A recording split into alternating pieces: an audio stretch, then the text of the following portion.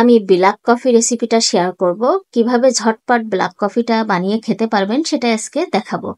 তো প্রথমে চুলোতে একটা পাতিল বসিয়ে দিলাম, দিয়ে পানি দিয়ে আমি এটা খুব ভালো করে ফুটিয়ে নেব। তো চুলাটা অন করে দিচ্ছি, দিয়ে আমি পানিটা ফুটিয়ে নিই।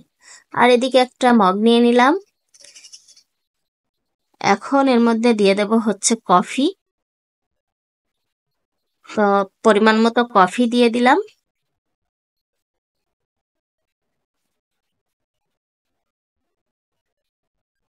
আর এটা চিনি ছাড়া তো খেতে পারলে অনেক ভালো। তো আমি সামান্য মধু দেব, যেহেতু অনেক তিতা হয়।